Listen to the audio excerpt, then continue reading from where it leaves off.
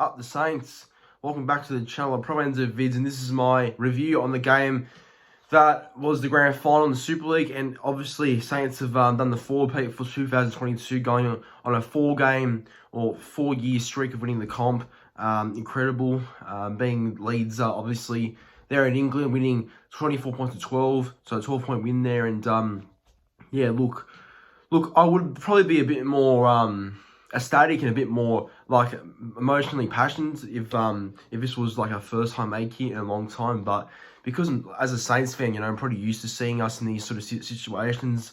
Not as as excited or as happy, but I definitely am happy that we're going on a 4-peat, because the 4-peat's never happened in the Super League before, and that's a big achievement either way, for anyone to do that. So thank God it was Saints who done it, and it's well deserved, I reckon. Saints have done a great job all year, and no, look, they've done the job, and they've definitely done well enough to get another comp victory. So yeah, no, it's good, and I think the Leeds were not bad, but obviously the class of Saints was just a bit too good, and Saints have a lot more finals or grand final experience than what Leeds do. So I think that determination, that defense of ours really got us to win in the end. So yeah, look, either way, I'm very happy as a Saints fan.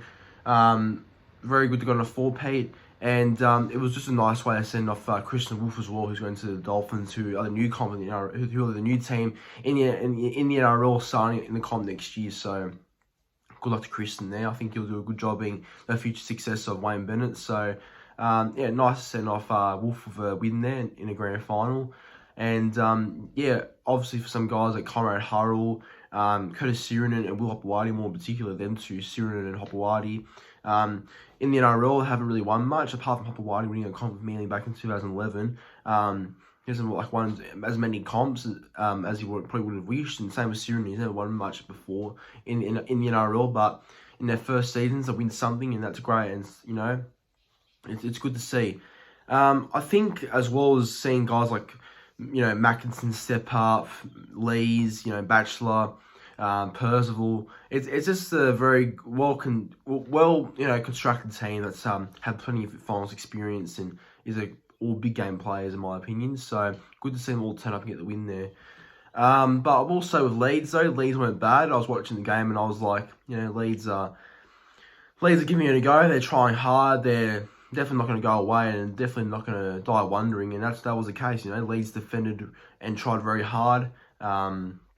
Obviously Saints looked good early, but Leeds were hanging in there. They didn't want to make it an easy beat for St. Helens there. So credit to Leeds. Rohan Smith, their coach, has definitely turned that side around. He's made them from a tank competing or fighting for a top 6 spot into the grand finals of 2022. So and Rohan Smith was definitely robbed of winning the Coach of the Year, in my opinion. I think he was a bit hard done by then not to win it, but all good. He took them to a grand final, and I think next year, if he can keep the same momentum up for that Leeds team in 2023, they'll definitely be around that premiership favourites again. I have no doubt about it. But yeah, no, look, obviously Saints got on a 4-peat. That's excellent. 2019, 2020, 2021, and now 2022. So it's a 4-peat.